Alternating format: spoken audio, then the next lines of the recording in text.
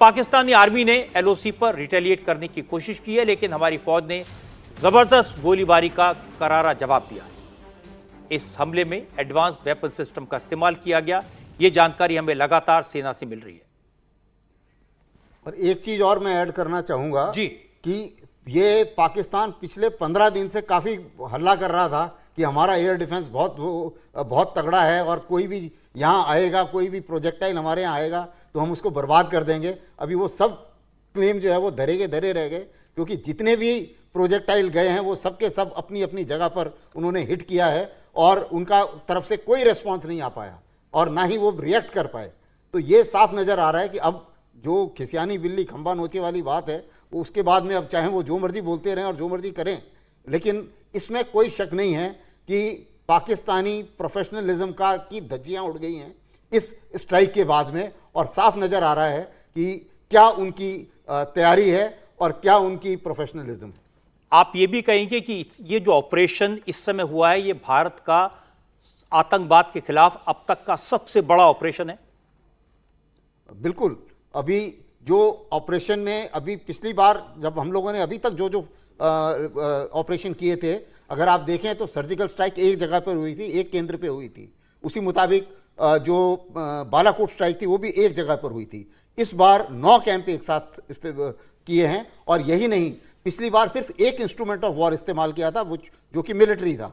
इस बार हमने सारे इंस्ट्रूमेंट ऑफ वॉर इस्तेमाल किए, चाहे वो पानी हो, चाहे वो डिप्लोमेसी हो, चाहे वो इकोनॉमिक वॉर हो, चाहे वो बाकी के और जो इंस्ट्रूमेंट ऑफ वॉर होते हैं। तो इस बार एक कॉम्प्रिहेंसिव प्लान के मुताबिक जो देश के जो इंस्ट्रूमेंट ऑफ वॉर होते हैं और जो देश की जो ताकत के इंस्ट्रूमेंट्स होते हैं सभी का इस्तेमाल किया गया है। एक और मेहमान हमारे साथ मेजर जनरल के सिन्हा साहब जो है वो जुड़ गए। सर, बहुत स्वागत आपका। भारतीय सेनाओं की इस कार्रवाई पर क्या कहना है आपको? सौरभ, जय हिंद। एंड जो भारत की फर्स्ट डिस्ट्रीब्यूशन आपने देखा है फ्रॉम नॉर्थ टू साउथ, यदि आप देखते हैं तो एरिया ऑफ डिस्ट्रीब्यूशन बहुत बड़ा है। मुशर्रफाबाद, कोटली और बीच में मुरीद के, it is very important, Bahawalpur. मुरीद के यदि मैं आपको डिस्क्राइब करूं तो वो नॉर्थ ऑफ लाहौर है और गुजरनवाला से नीचे है, सकड़गल बच के साउथ ईस्ट में पड़ता है।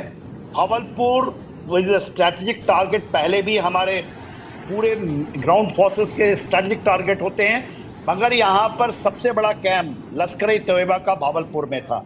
वहां पर यह माना जाता है उसकी training area is more than 5,000 acres में बनी हुई है, और उसके अंदर में 3 स्ट्राइक्स जो मेन इंपॉर्टेंट है, 9 टारगेट्स थे, और जिसमें इवन नेवी के बिकॉज रैपर ड्रोन से कवरेज उसकी देखी गई है।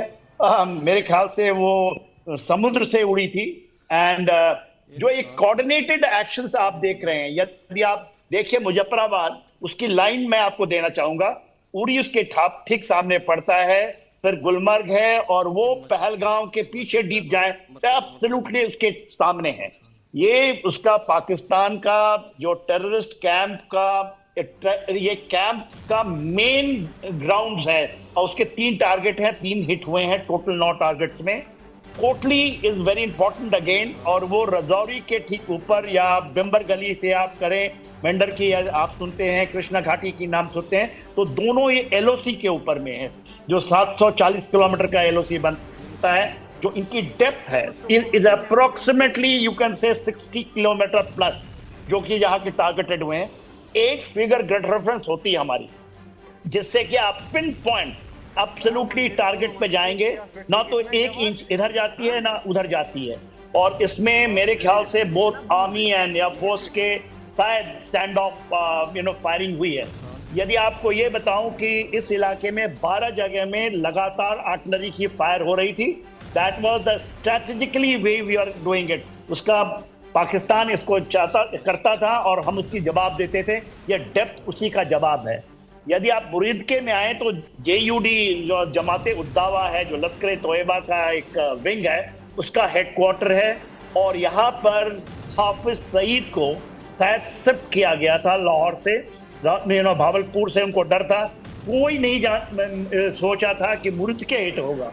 तो that is a very important target, Lahore के ठीक पास है, इसके सामने अमृतसर का इलाका पड़ता है।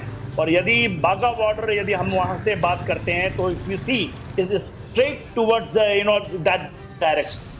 और लाहौर के ऊपर में यदि आप देखेंगे तो 65 में जो इचुगल कैनाल है, टर्की का इलाका है, about 7 kilometres short of Lahore, even that has been the target, but वो आपका मृतिका का है।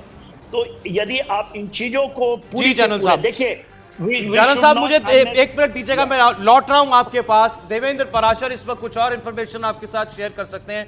रजत जी ने जैसे आपको बताया था, प्राइम मिनिस्टर मोदी इस पूरे ऑपरेशन के वक्त मॉनिटर कर रहे थे हर एक चीज को खुद। देवेंद्र, कोई और जानकारी? जी हाँ सौरभ, निश्चित तौर पर प्रधानमंत्री नरेंद्र मोदी ने इस पूरे ऑपरेशन शुरू होने से पहले, ऑपरेशन के दरमियान, ऑपरेशन खत्म होने के बाद और उसके बाद दूसरे देशों को जो जानकारी दी गई, सब चीज़ की लगातार मॉनिटरिंग कर रहे हैं और अभी भी मॉनिटरिंग कर रहे हैं कि जो भी अपडेट्स उनके पास आ रहा है उसमें जो ज़रूरी इंस्ट्रक्शन दिया जाना है। तो 22 तारीख के घटना के बाद प्रधानमंत्री नरेंद्र मोदी ने जिस प्रकार से इसे बताया था कि ये देश का रिजॉल्व है कि आतंकवाद के खिलाफ लड़ाई लड़नी है, उसको उस अंजाम तक पहुंचाने के लिए प्रधानमंत्री नरेंद्र मोदी लगातार मॉनिटरिंग कर रहे हैं। और दूसरी चीज़ की, जैसा कि आपने बताया कि तकरीबन एक सप्ताह पहले ये 9 टारगेट प्लान किए गए थे, चिन्हित किए गए थे, और उसके बाद उन 9 टारगेट पे जब अटैक किया गया, ऑपरेशन किया गया, तो 9 के 9 पूरी तरह से सक्सेसफुल रहे हैं। एक सप्ताह पहले चिन्हित करने के बावजूद ये जो समय लिया गया वो सिर्फ इस लिहाज से लिया गया कि हमारे ऑपरेशन के बाद अगर पाकिस्तान की तरफ से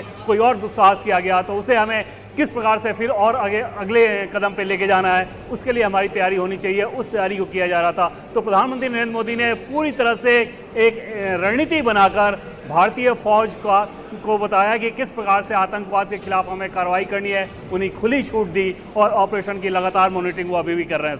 सौरभ, मेरी जानकारी है कि प्रधानमंत्री माफ कीजिए, लगातार NSA अजीत डोवल के साथ संपर्क में थे और अजीत डोवल उनको पल पल की जानकारी दे रहे थे। और अजीत डोवल न केवल ऑपरेशन की जिम्मेदारी उनको बता रहे थे और उसके बारे में डिटेल उनको ये भी बता रहे थे कि दुनिया के और मुल्कों में क्या रिएक्शंस हुए हैं, क्योंकि अजीत डोवल दुनिया के बड़े बड़े मुल्कों के हेड्स ऑफ द स्टेट्स के ऑफिसर्स के साथ संपर्क में हैं और क्या दुनिया रिएक्ट कर रही है इस ऑपरेशन पर, वो भी प्रधानमंत्री वो लगातार बता रहे थे और जो ऑपरेशन की डिटेल्स वो भी लगातार उनके साथ शेयर कर रहे थे। जी देखिए, एयरफोर्स का भी बयान आया है जिसमें कहा गया है कि आतंक के 9 अड्डों पर इंडियन एयरफोर्स ने निशाना लगाकर उनको तबाह किया है। सभी 9 टारगेट्स पूरी तरीके से ध्वस्त हो गए हैं। ऑपरेशन पूरी तरीके से सफल रहा है। जिस वक्त हमारे फाइटर जेट्स या जिस वक्त ये मिसाइल्स फायर की गई थी उस वक्त नेवी ने टारगेट्स की तरफ अपने ड्रोन्स भेजे थे और तैयारी इस तरह की थी कि टारगेट के बचने का कोई स्कोप ना हो। अगर मिसाइल का निशाना चूकता तो ड्रोन अटैक्स भी तैयार थे। हालांकि इसकी जरूरत नहीं पड़ी, सभी 9 टारगेट्स को मिसाइल्स ने सक्सेसफुली डिस्ट्रॉय कर दिया।